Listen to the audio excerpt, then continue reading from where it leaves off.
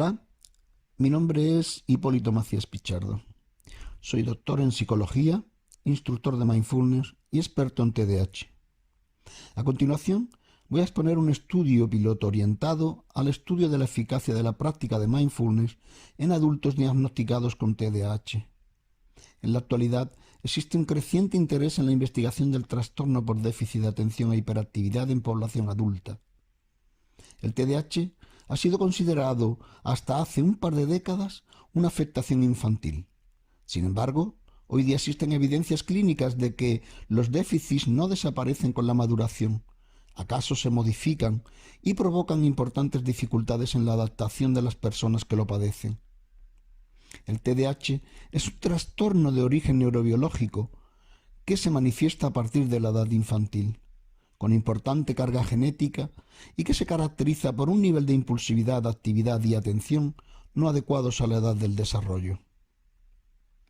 El TDAH presenta en mayor o menor medida estos tres componentes básicos: hiperactividad, que es la dificultad para regular su nivel de activación; impulsividad, que es la dificultad para inhibir o frenar sus ideas, pensamientos o comportamiento; y la mal llamada desatención o inatención, que es la dificultad para prestar atención a las acciones que se realizan, pero no al resto de estímulos, es decir, su antena parabólica está conectada y captando información del entorno. El problema es de focalización en la tarea. Debido a estas dificultades, muchos niños y adolescentes con TDAH tienen problemas para regular su comportamiento y ajustarse a las normas esperadas para su edad y, como consecuencia, presentan dificultades de adaptación en su entorno familiar, escolar y en las relaciones con sus iguales. Este trastorno suele pasar desapercibido para aquellos que no lo conocen, y entre los que lo conocemos, solo sabemos una pequeña parte del mismo. Es, como dijo Luis Rojas Marcos, un gran desconocido a pesar de su elevada prevalencia. Según la investigación de la Academia Americana de Psiquiatría Infantil y del Adolescente, para valorar la afectación de los síntomas del TDAH a su capacidad para concentrarse y completar las tareas, el 51% de los niños y adolescentes informaron que el TDAH afectó significativamente a sus actividades diarias, mientras que solo el 43% de los cuidadores informaron en ese mismo sentido. Es decir, incluso los padres no conocen el fondo de la cuestión. Por otra parte, podemos decir que el TDAH es actualmente el problema más frecuente en la neurología del desarrollo. Sin embargo, varios estudios demuestran que solo el 4% de la población saben qué significa TDAH. Y de esos, el 33% creen que es debido a una mala educación, a una familia desestructurada con pocas normas y límites, etc. Por otra parte, representa un problema de salud pública debido a su elevada prevalencia, que ocurre en la mayoría de las culturas en aproximadamente de un 5 a un 7% de la población infanto-juvenil. Para tener una visión comparativa del costo de esta patología, se llevó a cabo en Estados Unidos un estudio en que concluyeron que el TDAH tiene un coste de 42.500 millones de dólares al año, muy superior, por ejemplo, al del asma, que es de 4.000 millones de dólares. Los niños con este trastorno suelen rendir por debajo de sus capacidades. El rendimiento académico es menor para niveles de inteligencia similares. En España se ha demostrado que un 67% de los niños repetidores en la enseñanza primaria y secundaria obligatorias son TDAH. De los niños con TDAH que inician los estudios posobligatorios, el 38% de ellos abandonan estos estudios. Y los que llegan a la universidad, un 22% abandonan. A esto hay que añadirle los problemas emocionales, de comportamiento, abuso de sustancias y dificultades en las relaciones sociofamiliares y laborales como consecuencia de los síntomas propios del TDAH y de los trastornos comórbidos. Pero el verdadero coste de no atajar convenientemente el TDAH a través de un diagnóstico precoz y diferencial y un tratamiento adecuado al paciente y al entorno es ver engrosados los números de TDAH en las instituciones penitenciarias y el alto porcentaje de suicidios. Investigadores británicos y suecos concluyeron en un estudio del Instituto Karolinska de Suecia, con una muestra de 25.000 personas, que 2/3 de los pacientes de centros de menores tienen TDAH y que el 50% de los internos en prisión son TDAH. Por su parte, en el año 2015, un equipo de investigadores de la Universidad de Oviedo en España concluye que un 30% de los presos evaluados tenía TDAH. Parece ser que esta disminución en el porcentaje de personas con TDAH reclusas se debe a un mejor diagnóstico y tratamiento.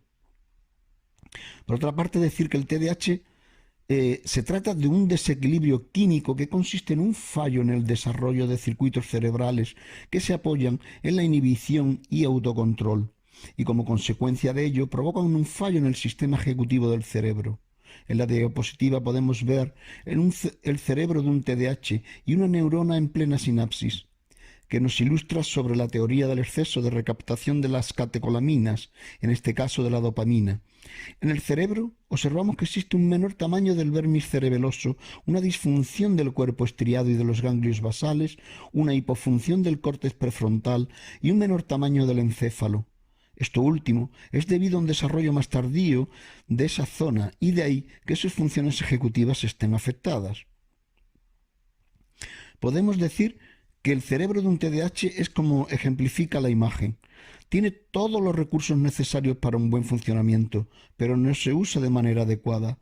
Vamos a ver qué funciones ejecutivas del TDAH están afectadas y qué provoca esa afectación con un ejemplo de tarea concreta: hacer una tortilla. Están afectadas la memoria de trabajo, que es la capacidad para mantener la información en la memoria para completar una tarea, registrar y almacenar la información o generar objetivos. Esto provoca un pobre razonamiento y una mala comprensión de la lectura. En nuestro ejemplo, esto se traduce en que el TDAH se le ocurre la idea de hacer una tortilla para cenar, pero no tiene el conocimiento para llevar a cabo esa práctica. Entonces tira del libro de recetas y, a pesar de tener ese libro de recetas para hacer la tortilla, una vez que lo lee, al tener este problema de memoria de trabajo, no retiene la receta del libro en su memoria ni la explicación, y por lo tanto actúa de manera ilógica. Otra parte afectada es la flexibilidad cognitiva, que es la habilidad para hacer transiciones y tolerar cambios, flexibilidad para resolver problemas y pasar el foco atencional de un tema a otro cuando se requiera. Esto provoca que existan fallos o fracasos ante tareas novedosas. En nuestro ejemplo, una vez que el sujeto ha pensado hacer la tortilla, aunque cambie de opinión, porque, por ejemplo, haya recordado que tiene pescado en el frigorífico que se le va a estropear, su conducta se encamina hacia la tortilla, a pesar de lo anteriormente dicho. Otra área afectada es la organización, la planificación, entendiendo la organización como la habilidad para ordenar la información e identificar las ideas principales o los conceptos claves en las tareas de aprendizaje, y la planificación como la que involucra plantearse un objetivo y determinar la mejor vía para alcanzarlo. Esto provoca un comportamiento errático no organizado y planificado en dirección a una meta u objetivo. En nuestro ejemplo, el sujeto, con cada huevo que rompe para poder batirlo, se desplaza como 3 metros para tirar las cáscaras al cubo de basura.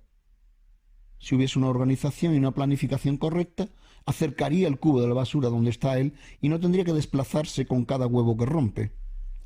Otra área afectada es la supervisión y el control de la conducta. Este es el hábito de controlar el propio rendimiento durante la realización de una tarea o inmediatamente tras la finalización de la misma, y el autocontrol que refleja la conciencia acerca de los efectos que su conducta provoca en los demás. Esto provoca un déficit de corrección de errores. Es decir, nuestro sujeto está en plena tarea para la realización o la producción de esa tortilla, pero a la hora de ponerse a batir los huevos se da cuenta de que tenía el brazo escayolado, no se había acordado, pero da igual, él como pudo siguió batiendo los huevos. Otra área afectada es la atención sostenida, es la focalización de la atención en una cosa determinada durante el tiempo necesario para la realización de la tarea. Esta dificultad se traduce en una falta de persistencia y disminución del rendimiento. Nuestro sujeto ya ha terminado de batir esos huevos, lo ha echado a la sartén con ese aceite y demás, pero bueno, pues sus distracciones lo saca de la tarea y se le olvida echar la sal. Otra área afectada es la inhibición de interferencias, que es la habilidad para resistir a los impulsos y detener una conducta no apropiada en el momento oportuno. Esto provoca una desorganización conductual. Es decir, nuestro sujeto está ya haciendo la tortilla, pero recuerda en ese momento, le viene a su memoria que tiene que llamar por teléfono a alguien. Se pone a hablar por teléfono, se sienta en el sofá y no se da cuenta de que la tortilla la tenía en el fuego, por lo tanto, se le quema la tortilla. Otra área afectada es el control emocional o regulación de las emociones. Esta afectación provoca las típicas reacciones explosivas de los TDAH, es decir, está hablando por teléfono, le llega el olor de la tortilla, va corriendo para retirarla del fuego, se enfada, tira la sartén y decide no hacer nunca más tortilla. Hablemos ahora del curso evolutivo del trastorno. El TDAH puede persistir a lo largo de toda la vida y si no es diagnosticado y tratado adecuadamente presenta un curso evolutivo exponencialmente negativo. En el preescolar se presentan alteraciones de la conducta. Ya en primaria suele presentar, además de lo anterior, problemas escolares, sobre todo en lectoescritura. Además, suelen aparecer dificultades en las relaciones con los demás y caída de la autoestima. Cuando llegan a secundaria, ya preadolescentes o adolescentes, añaden problemas legales ya que no respetan figuras de autoridad. Asimismo aparecen la agresividad y el consumo de sustancias.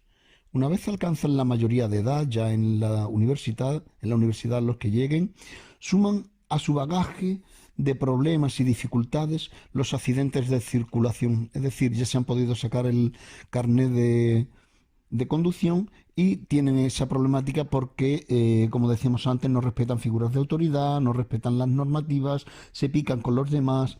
Asimismo, el consumo de sustancias se convierte en abuso de sustancias estupefacientes, aparecen dificultades para trabajar y ya en la madurez aparecen los problemas laborales, de pareja e interpersonales. Según los resultados del NCSR, el TDAH afecta a un 4,4% de adultos entre 18 y 44 años. La proporción de personas que continúan presentando todos los síntomas del TDAH en la edad adulta está menos definida y varía en función de los parámetros utilizados para evaluar la afección. Por otra parte, diferentes estudios han demostrado que con la edad prevalece el déficit de atención, mientras que disminuye la hiperactividad e impulsividad. Lo que nos lleva a cómo se diagnostica. El diagnóstico del TDAH en adultos no ha estado exento de dificultades. Ya el Manual de Diagnóstico y Estadístico de los Trastornos Mentales, en su tercera edición, DSM-3, publicado en 1980, incluía un trastorno por déficit de atención del adulto, pero solo describía el trastorno como residual y hacía solo una vaga descripción de los síntomas. En la tercera edición revisada, DSM-3R, de 1987, se reconocía que los síntomas del TDAH persistían en el adulto en aproximadamente un tercio de los niños, pero no codificaba este trastorno como una categoría separada. Ya en la cuarta edición de 1994 y en la revisada publicada en el año 2000, se reconoce la existencia del TDAH del adulto, pero ha sido ya con el DSM-5 publicado en 2015 cuando lo clasifica dentro de los trastornos del neurodesarrollo y establece criterios de diagnóstico en adultos exigiendo el cumplimiento de 5 de los 9 síntomas de inatención y o hiperactividad e impulsividad. Y estos han de estar presentes antes de los 12 años. En ese mismo sentido, en un estudio de Murphy Berkeley en 1996 con 172 adultos con TDAH y 30 sin TDAH, concluyeron que más que la presencia de síntomas de TDAH, pesa el grado de desadaptación que estos crean. Diferentes estudios indican que los adultos con TDAH informan del padecimiento de índices más elevados de depresión y ansiedad, mayor intolerancia al estrés, mayor sentimiento de presión del entorno, baja autoestima, un estilo de vida excesivamente activo, incapacidad para relajarse y para descansar mientras duermen, dificultad para mantener relaciones, sensación de no haber dado de sí todo su potencial, desorganizado y poco eficiente en los estudios y en el trabajo, necesidad de tener fecha para poder terminar las tareas, dificultades en la realización de tareas múltiples, pérdida de control del tiempo de trabajo, fracaso en llevar a término sus objetivos, necesidad de hacer las cosas rápido para no olvidarlas. En ese mismo sentido, se pronuncian los estudios de comorbilidad psiquiátrica en los adultos con TDAH que hallaron depresión mayor, trastorno bipolar, trastorno de ansiedad y de personalidad.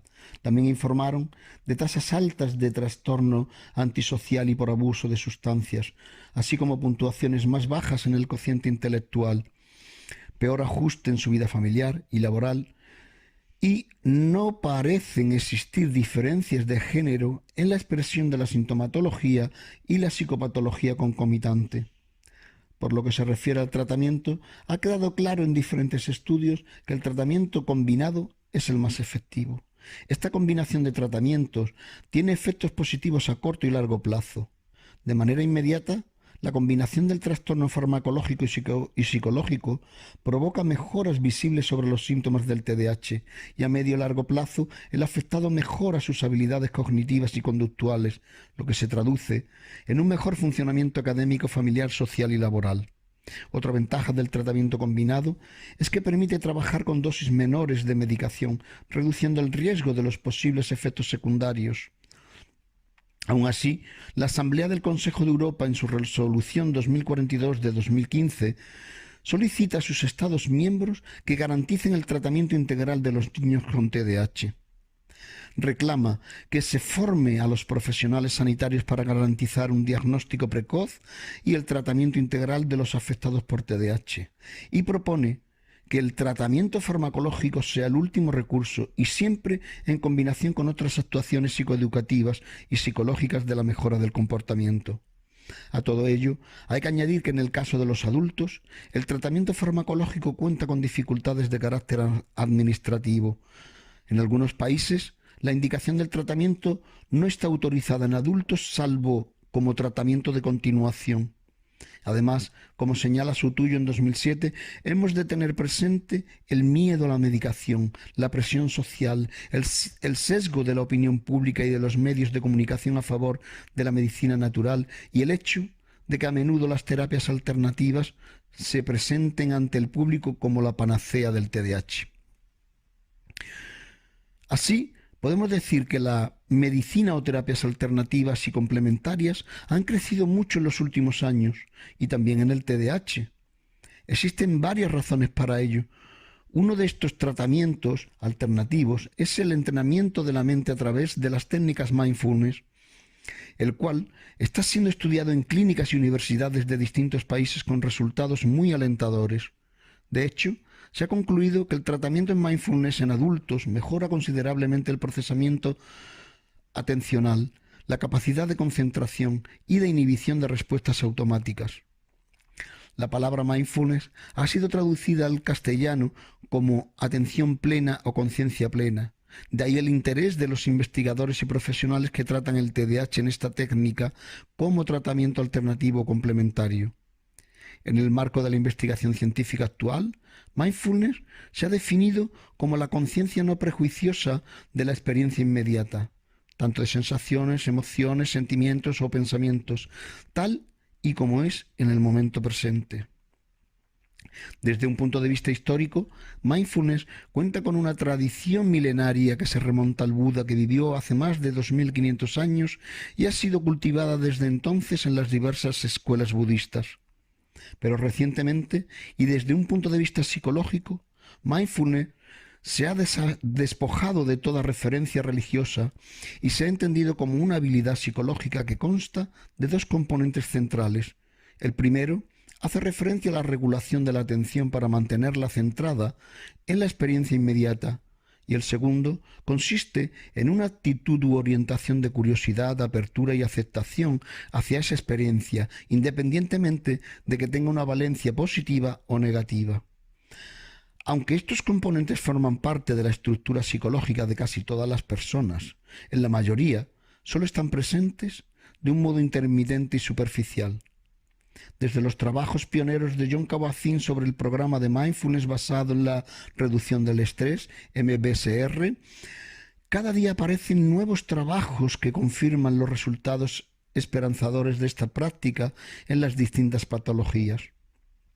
Así, además de Kabat-Zinn, junto con Richard Davidson, Daniel Goleman, Daniel Siegel, entre otros, que también han contribuido a la investigación neurocientífica sobre estos efectos y los mecanismos neurobiológicos de mindfulness. El resultado más visible de estos trabajos de investigación se ve en el hecho de que el número de publicaciones científicas que llevan la palabra mindfulness en su título está creciendo de modo exponencial en nuestros días. En el campo de la psicoterapia, la práctica de mindfulness ha sido incorporada como componente principal o como coadyuvante a todos los modelos de tratamiento psicológico, desde el psicoanálisis, como se muestra, por ejemplo, en el libro El momento presente en la psicoterapia y la vida cotidiana de Daniel Sterna de 2003, a la terapia de conducta, como se aprecia en la propuesta de la terapia de aceptación y compromiso de 2012. También la terapia cognitiva ha generado un modelo propio para prevenir las recaídas en depresión basada en mindfulness, como se puede ver en Terapia Cognitiva basada en Mindfulness de 2002. Asimismo, la propuesta de Marshall y Linehan de Terapia de Comportamiento Dialéctico de 1993 para el tratamiento del trastorno límite de la personalidad ha sido pionera y ha jugado un papel especialmente importante en la introducción de mindfulness en la psicoterapia actual. Por otro lado, sin adscribirse a ningún modelo terapéutico específico, pero ilustrativo de la toma de conciencia por parte de los terapeutas de que mindfulness es una herramienta terapéutica valiosa, cabe citar el libro editado por Christopher Hermer, Ronald Siegel y Paul Fulton, titulado Mindfulness and Psychotherapy. Este texto fue el resultado visible de un proceso que había estado gestándose en la sombra durante 20 años, el intercambio de conocimientos de un grupo de clínicos que practicaban a la vez la psicoterapia y la meditación y que habían estado reuniéndose todos los meses para compartir sus experiencias en el intento de unir mindfulness y psicoterapia. En la actualidad, casi todo el mundo habla de mindfulness como un posible antídoto contra las enfermedades del mundo moderno y como una herramienta para examinar nuestra vida con habilidad. Hoy día, mindfulness se desarrolla, gracias a Jon Kabat-Zinn, en más de 300 hospitales de todo el mundo y es referente de la medicina mente-cuerpo y de la psicología más avanzada. Ya hace mucho tiempo que se incorporaron con éxito los programas terapéuticos de reducción del estrés basado en mindfulness para resolver o sobrellevar el dolor crónico, aliviar el sufrimiento psicológico o mitigar la ansiedad y la depresión. Pero en los últimos años, varias investigaciones han identificado los cambios cerebrales que producen este tipo de prácticas, demostrando que con tan solo 8 semanas de entrenamiento son suficientes para incrementar la actividad de la corteza prefrontal izquierda, que está asociada al bienestar y la resiliencia, o para aumentar la concentración de materia gris en regiones cerebrales que intervienen en procesos relacionados con la memorización, el aprendizaje, la atención o la regulación emocional. Por todo lo anteriormente citado, y estando de acuerdo con Goldstein al referirse al TDAH adulto como un problema de autorregulación y autocontrol, más que a un problema de hiperactividad o déficit de atención, hemos realizado un estudio que ahora presentamos. Respecto a la aplicación de mindfulness en el tratamiento del TDAH, existen muy pocas investigaciones con resultados dispares, siendo la investigación de Diane Winston y otros, una de las más significativas en este contexto.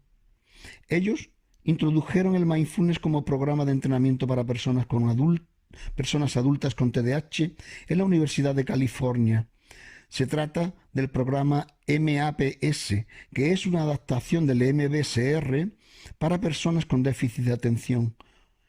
En la investigación neurocientífica sobre los efectos y los mecanismos neurobiológicos del mindfulness referidos al TDAH, se ha observado un desarrollo positivo de los circuitos neuronales afectados, así como mejoras en los síntomas propios y en el comportamiento, memoria de trabajo, control ejecutivo y reducción del estrés. En definitiva, la investigación sobre el entrenamiento en mindfulness para personas con TDAH todavía no está madura y es por eso que intentamos aportar nuestro granito de arena con nuestra investigación y animamos a los interesados a seguir investigando en este campo tan novedoso e interesante. Partiendo de todos estos datos, preparamos nuestra investigación partiendo de la hipótesis de que la práctica regular de mindfulness contribuye a la reducción de la sintomatología del TDAH en adultos, así como a la reducción de los índices de incidencia negativa de los trastornos comórbidos. Como no puede ser de otra manera, y trabajando para una asociación de TDAH, nuestro objetivo ha de ser contribuir al bienestar de los adultos con TDAH. En este caso, implementando la práctica de mindfulness como terapia alternativa o complementaria y buscando las mejores soluciones a sus problemas derivados del trastorno. Es decir, nos hemos planteado un estudio empírico con metodología cuantitativa de tipo cuasi experimental, con una sola variable independiente, con el que se pretende conocer si el entrenamiento en mindfulness produce o contribuye a la reducción de la sintomatología del TDAH en adultos, así como a la reducción de los índices de incidencia negativa de los trastornos comórbidos. La población de este estudio, para esta investigación, evidentemente está referida a adultos de ambos sexos diagnosticados de TDAH e independientemente de que estén o no siguiendo algún tipo de tratamiento.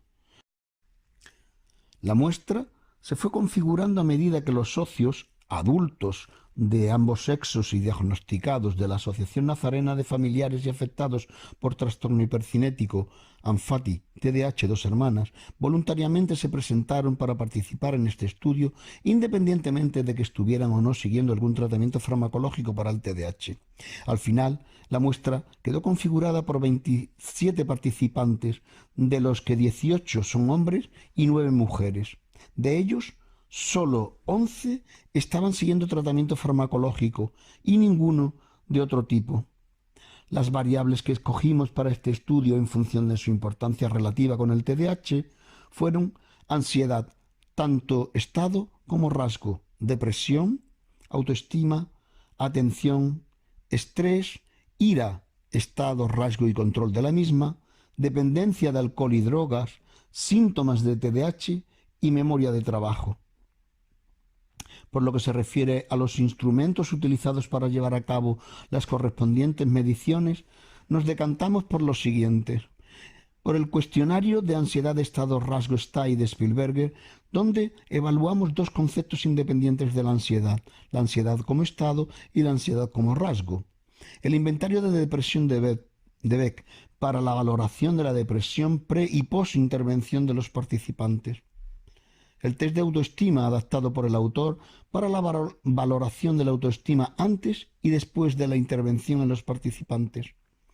El test de colores y palabras de Stroop, de Golden, que consta de 3 láminas y donde la lámina PC, palabras colores, constituye un buen instrumento para la evaluación de las funciones ejecutivas, inhibición de respuestas automáticas, flexibilidad cognitiva, control atencional y medida de la interferencia. También utilizamos la escala de sucesos vitales estresantes de Holmes-Rahe, adaptada por el autor, que evalúa los sucesos estresores a los que los participantes han estado sometidos durante fechas inmediatamente anteriores al comienzo de la intervención. Asimismo, utilizamos el inventario de expresión de la ira, estado, rasgo, Stasi 2 en español, adaptado por Juan José Miguel Tobal, María Isabel Carrasco y Antonio Cano Vindel. También utilizamos el ASRS V.1.1 como instrumento de cribado del TDAH en adultos, que es un instrumento breve autoaplicado para el cribado inicial de los sujetos con síntomas actuales del trastorno por déficit de atención e hiperactividad y propuesto por la Organización Mundial de la Salud. También utilizamos una prueba de repetición de dígitos que consiste en un programa de ordenador que presenta una serie de dígitos que el sujeto debe mantener en memoria para dar sus respuestas posteriormente y que a medida que se va acertando el número de estos dígitos va aumentando los mismos, dificultando así el mantenimiento de los mismos en la memoria. Al final también utilizamos una entrevista de seguimiento elaborada por el autor de seguimientos del TDAH en adultos para valorar el consumo de alcohol y de sustancias. El procedimiento seguido en nuestra investigación fue que esta intervención consistió en la práctica de mindfulness durante 12 semanas, sin alterar el tratamiento farmacológico de aquellos que lo tenían prescrito. Más concretamente, se aplicó el programa Moldea tu cerebro con meditación inteligente del propio autor, que es una adaptación entre el MBSR, el MBCT y el MAPS para personas con déficit de atención. El procedimiento seguido fue llevado a cabo en la línea de tratamiento seguido con los pacientes, con leves modificaciones, lógicamente, es decir, se realiza una entrevista inicial para la toma de datos y la explicación de la investigación. A continuación, tiene lugar la aplicación de instrumentos de medida preintervención en varias sesiones. La intervención consiste en la práctica de mindfulness durante 12 semanas sin alterar el tratamiento de cada uno, una sesión semanal de 1 hora y trabajo para casa a desarrollar durante 6 días a la semana. Una vez finalizada la intervención, en el plazo no superior a 2 semanas, se vuelve a aplicar los instrumentos de medida para obtener los datos post-intervención, y todo ello en sesiones individuales y a lo largo de 1 año. Los resultados confirman nuestra hipótesis de reducción de síntomas propios del TDAH en adultos, así como la reducción de la incidencia negativa de los trastornos comórbidos. Tras la aplicación de los análisis estadísticos de comparación de medias con el paquete estadístico SPSS25, los resultados confirman nuestra hipótesis de reducción de síntomas y la incidencia negativa de los trastornos comórbidos del TDAH en adultos. Más concretamente, hemos observado la disminución en ansiedad de estado rasgo, depresión, estrés, ira, estado y rasgo y trastornos por uso y abuso de sustancias. Asimismo, se ha observado un incremento de la autoestima, de la atención y del control de la ira. También las relaciones personales son de mayor calidad y más satisfactorias. No se han encontrado diferencias entre los que recibían tratamiento farmacológico y los que no lo recibían. Aquí lo podemos ver en ver esos resultados de una manera más gráfica y teniendo en cuenta que las medidas están estandarizadas para tener una visión global de los cambios producidos por la intervención en las variables. Asimismo, hemos de advertir que para que exista una mejoría debe observarse una disminución de los valores obtenidos tras la intervención en todas las variables, excepto en autoestima, atención, control de la ira y memoria de trabajo, donde debe ocurrir todo lo contrario para que exista mejoría en el paciente. A vista de pájaros, ya observamos un alto valor preintervención en ansiedad, estado y rasgo, incluso siendo el primero mayor que el valor de los síntomas de TDAH, lo que nos indica un elevado grado de ansiedad que padecen los TDAH, en esta ocasión por encima de lo estimado. Esto puede estar explicado por la mayor búsqueda de ayuda por parte de los afectados que tienen comorbilidad con patologías que dañan mucho el normal desempeño de las personas, como puede ser la ansiedad y la ira. Asimismo, observamos una medida bajita en depresión. Afortunadamente, esto está en consonancia con las medidas de comorbilidad observada en los distintos estudios que la sitúa alrededor del 30%. Y hemos de hacer notar que estas personas no suelen buscar ayuda en el grado en que lo hacen las que padecen ansiedad. Más adelante examinaremos más detenidamente cada variable. Aquí podemos observar que la prueba de muestras emparejadas arroja unos resultados concluyentes en cuanto a la significación de las diferencias pre y post intervención. Hacer notar que las diferencias que aparecen en negativo se debe a que estas variables son inversas, es decir, se produce la mejora cuando la medida post-intervención es superior a la preintervención. Centrándonos ahora en cada una de las variables, y por lo que se refiere a la ansiedad medida con el cuestionario de ansiedad de estado rasgo de Spielberger, observamos las medidas preintervención en color azul y en color rojo las medidas post-intervención. Los datos arrojan un resultado muy esperanzador, ya que se produce una importante reducción de una ansiedad elevada a una ansiedad cercana a la media, tanto en estado como en rasgo.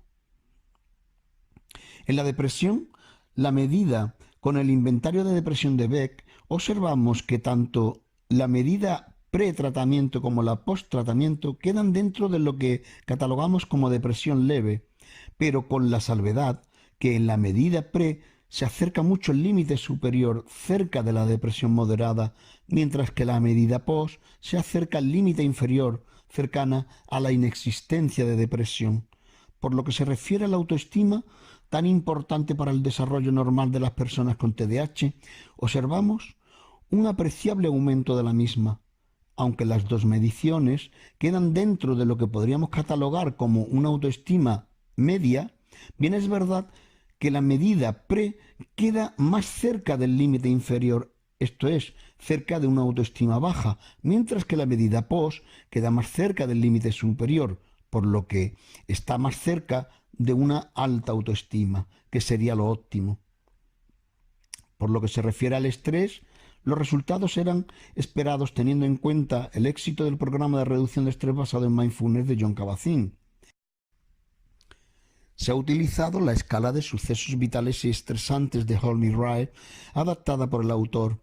Aquí lo importante es el cambio que se ha producido en cuanto a la percepción de lo estresante que pueden ser estos sucesos, y observamos que antes de la intervención la medida obtenida se encuentra en el rango de riesgo para la salud, mientras que la medida post-intervención se encuentra en el rango de poco riesgo para la salud. Para la medición de la atención se ha empleado el test de colores y palabras de Stroop. Los datos arrojan un resultado importantísimo, ya que en la medida pre se observa la existencia de una gran interferencia o graves problemas de atención, mientras que la medida post se ve incrementada hasta dejar la atención en niveles de cualquier otra persona sin TDAH. En cuanto a la ira, tanto el estado, rasgo y control de la misma, se aplicó el inventario de expresión de la ira estado-rasgo de Spielberger, adaptado por Juan José Miguel Tobal, María Isabel Casado y Antonio Cano Vindel, para la obtención de las medidas pre- y post-tratamiento, arrojando unos resultados más que satisfactorios. Observamos que tanto la medida pre de ira, rasgo y estado se encuentra bastante por encima de la media, y sobre todo la medida post, ira, estado ha bajado de la media. Es lógico que baje más la ira estado que la ira rasgo, que al ser de carácter más permanente requiere más tiempo para el cambio. Lo mismo ocurre con la comparación de medias del control de la ira, demostrando así que mindfulness es una buena herramienta para este menester tan necesario en las personas que padecen TDAH. En lo que se refiere a las medidas de control de alcohol y o sustancias, se utilizó una entrevista de seguimiento del TDAH adultos del propio autor. Estas medidas, al ser subjetivas, no tienen el rigor científico de las anteriores, a lo que hay que añadir la posibilidad de que los participantes no muestren la realidad y oculten datos. Pero no encontramos otra manera de hacer esta medición en nuestro contexto, por lo que hay que tratarla con cierta cautela.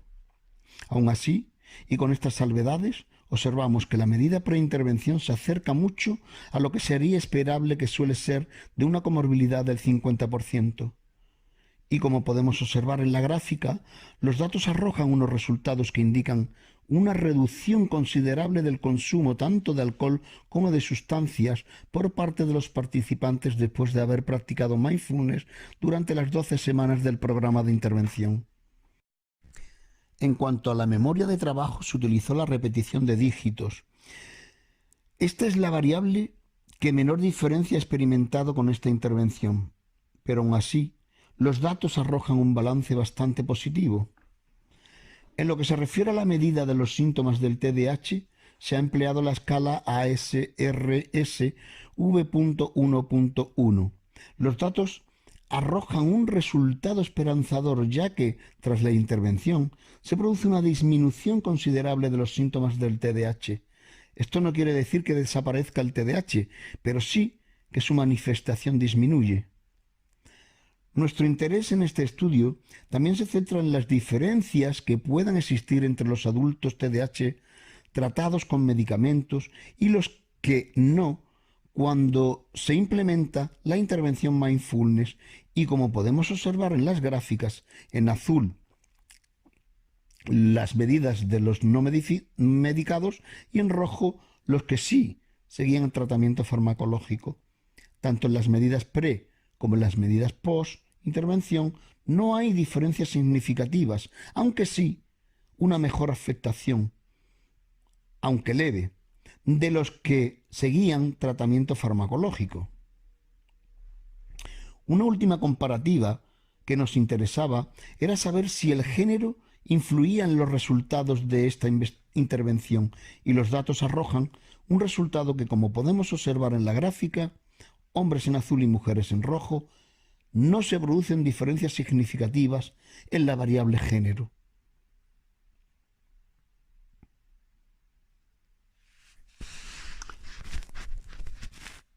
Por todo lo anteriormente expuesto, llegamos a las siguientes conclusiones. La práctica continuada de mindfulness reduce la sintomatología principal del TDAH en adultos, reduce los efectos negativos de los trastornos comórbidos y mejora la calidad de vida de los mismos, independientemente del género y de la existencia o no del tratamiento farmacológico. Por lo tanto, mindfulness puede ser implementado como terapia complementaria o como componente principal en el tratamiento del TDAH en adultos. Asimismo, hacemos la siguiente recomendación. Aunque pueda parecer un tópico en este caso, es necesario decir que debido a que la muestra es muy pequeña, aconsejamos seguir investigando en este tema. Gracias por vuestra atención y os dejo mis datos por si queréis contactar conmigo. La vida plena para los TDAH es posible. Depende de ti.